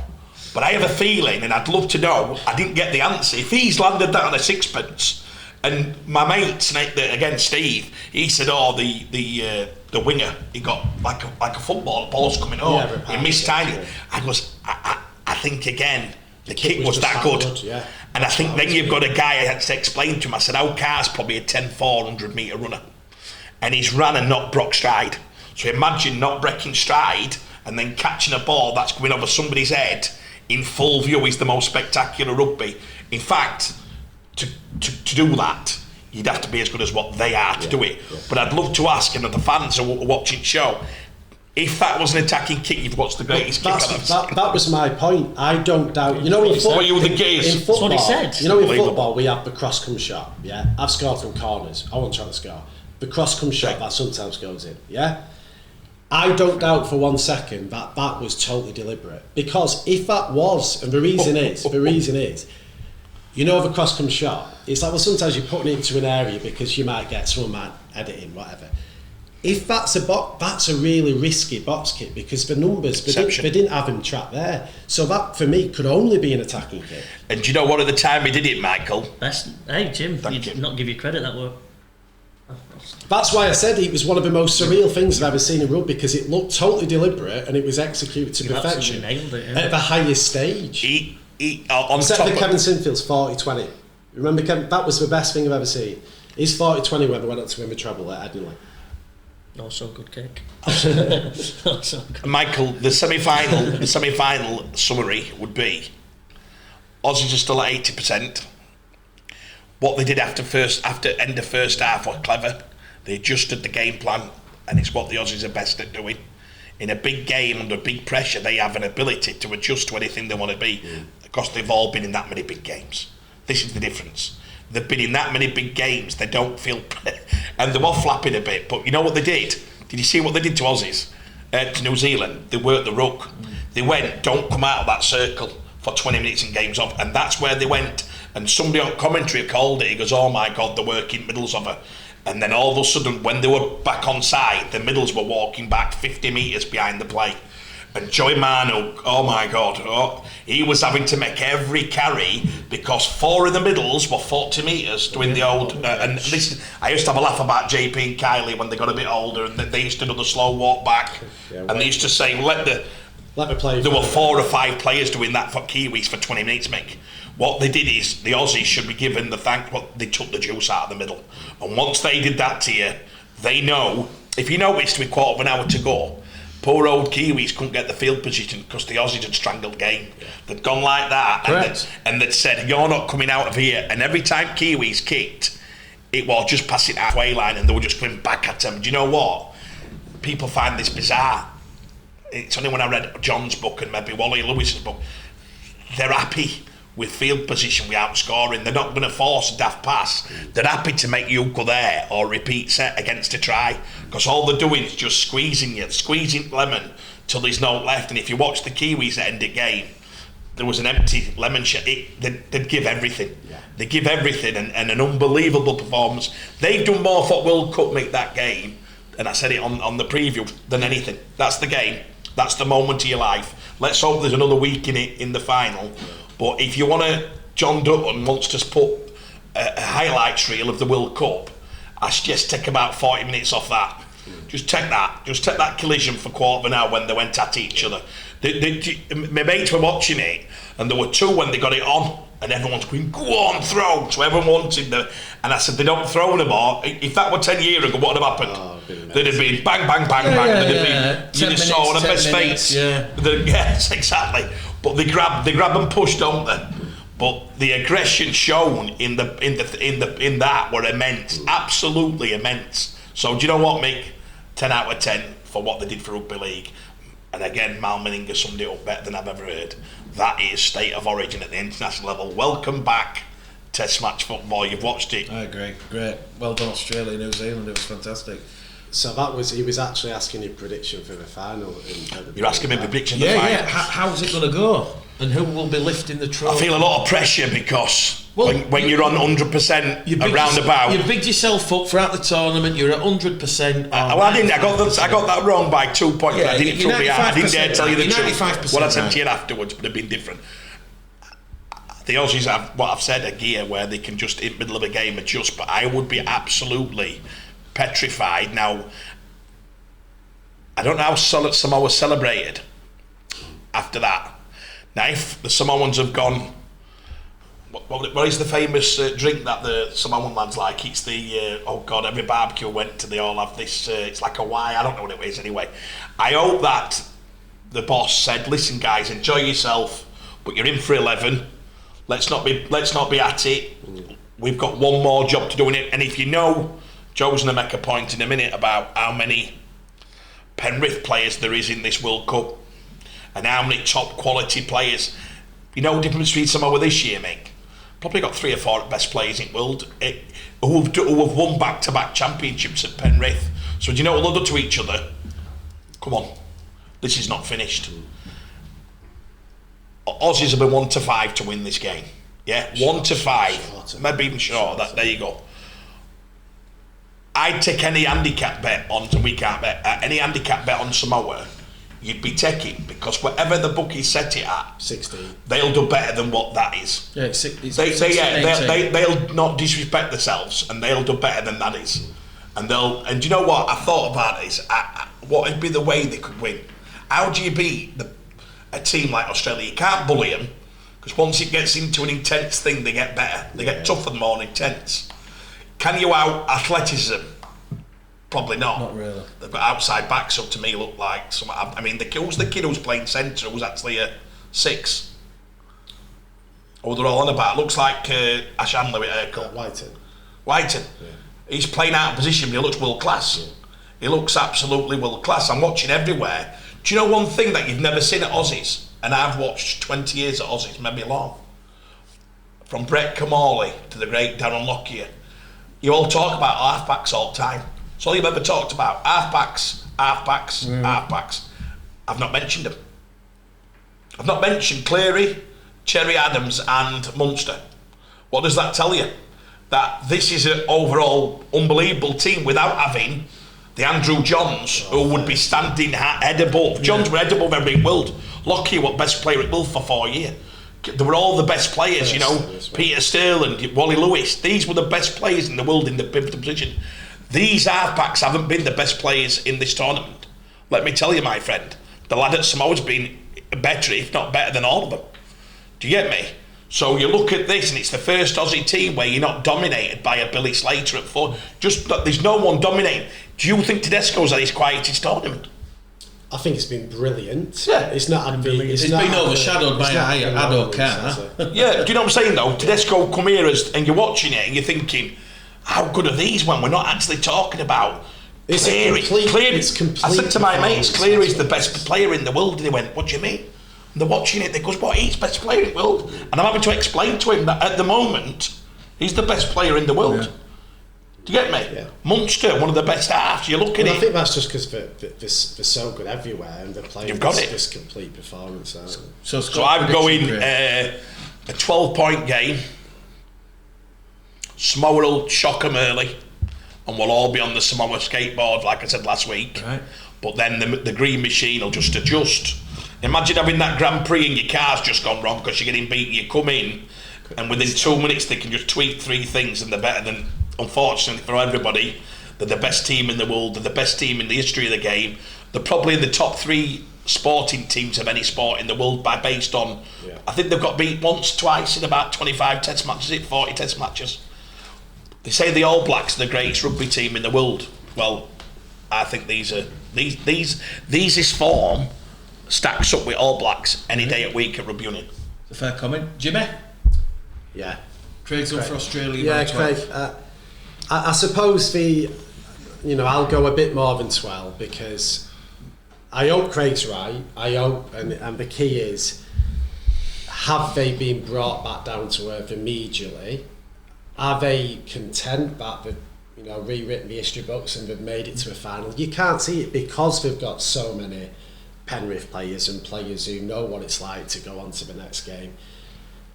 How much has those last 2 games taken out of him? You think of, I think, if I compare it to the grand final, you kind of knew, Saints to Australia, Leeds Samoa, they've got through a couple of games where it was always going to be really close and there were underdogs like Leeds did.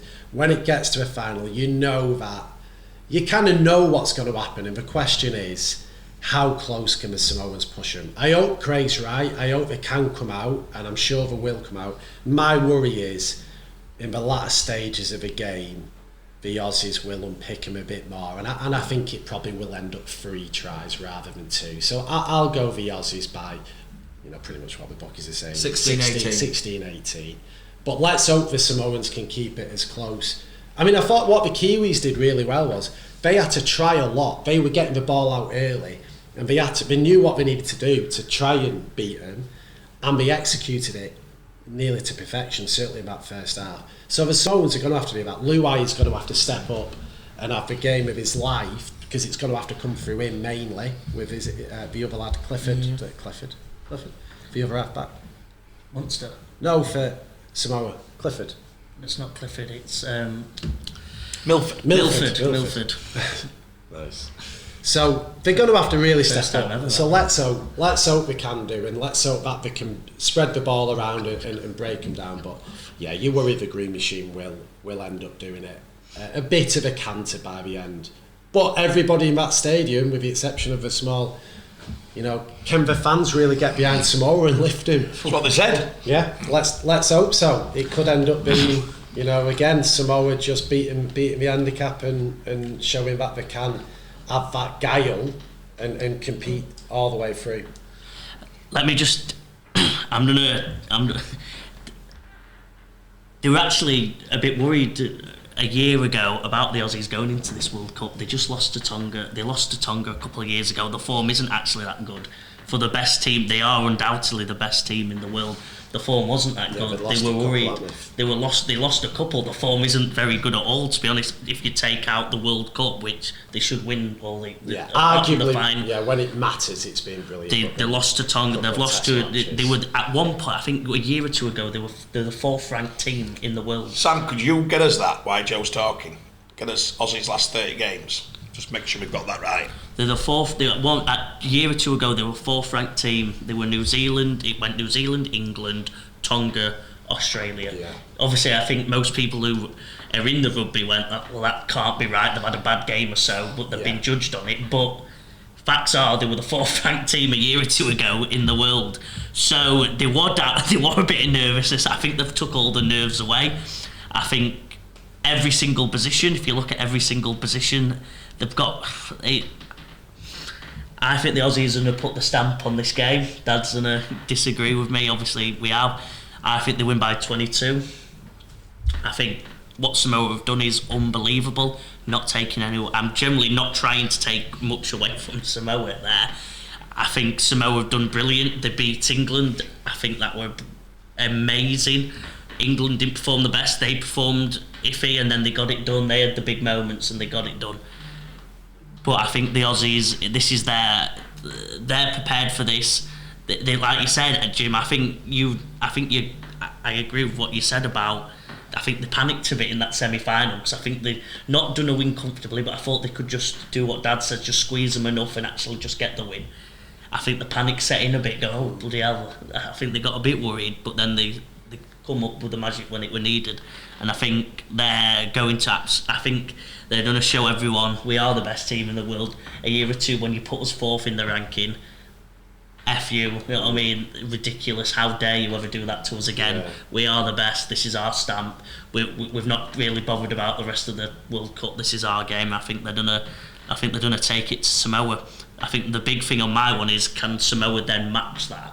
And if they do, fair enough. How long? Yeah, or how long can they match that? But I think they're gonna bring it worse than we've ever seen. Right. But obviously, can Samoa do? I think you'll see some It's amazing down to from the Samoa, Aussies. isn't it, what they can do? Yeah. And those rankings, it was the drop down, but it's because the Aussies refused to play as many games. That was they it. didn't So play for they 3 or didn't 4 play as many years. because they were saying no one's up to our level. And the Aussies' form in the World Cup and when it really counts is amazing. Phenomenal. But in a couple of test matches when they were probably mixing the team around a bit, they got beat, didn't they? And Yeah, they're out to prove that they are rightly the number one. I'm going Aussies by 22. Yeah. So we're building up here, Mick. It's building up. I know. By a try. We've got 2 tries, 3 tries, 4 tries. Lots of people. But there's loads of people who are being dismissive, which is clearly frustrating Craig, and understandably. They're going, tournament's over. Aussies will win by 4. Aussies will win by 4, and not giving Samoa their credit. Don't get me wrong, Jimmy. But we also know that the Aussies could turn it on. Listen, I've watched enough international rugby league to know that when you look at the last World Cup final over here, it was 34-2. Australia absolutely controlled that game. They didn't let New Zealand play. The previous time it was over here in 2000, it was the same. 44-12 at Old Trafford.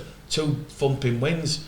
I hope for the sake of this tournament and the legacy, Samoa do manage to keep hold of Australia and grab them by the coattails, because I don't think anybody wants to be watching a World Cup final that blows out by 30-40 points. No, but you're right, Australia, with what they've got and the fact that we saw a little bit on Friday, but that's only because New Zealand had raised that intensity. They had to match that and then overcome that to obviously be in the final. But I don't think it'll be, I pray to God it's not going to be anywhere near the 20s. I want it to be closer. But I just think it's going to be a game too far for Samoa. Yeah. I just think it's a game too far. I can't see how. I know Matt Parrish has said we're building. I just can't see. Well, based on what Joe said there, you've got New Zealand, Australia on the 14th of the 10th, 18. This is building up. Australia 24, New Zealand 26. Australia then beat Tonga 34-16. They then beat New Zealand 26-4 after that, so they revenged that. Then Tonga got the victory against Australia by 4. So they've played each of the thing, and then they've gone on 7. So they've lost 2, I think, in last 20. So we've got Craig saying Australia by 12. Jimmy, pretty much what the bookmakers are saying, 16-18. Joe has gone by 22. We are kind of going from left to right, up. I don't know how much that game on Friday is going to take out of Australia, but if we know Australia, Malmaninga, they've had the extra day of preparation. Samoa, they've been in a bruising game as well against England. Like we say, ultimately, I think it will be a game too far, and my big, bold, full 80 minutes prediction is going to be Australia once again will be crowned World Cup champions. Wow. That's February, that one, mate. Yeah.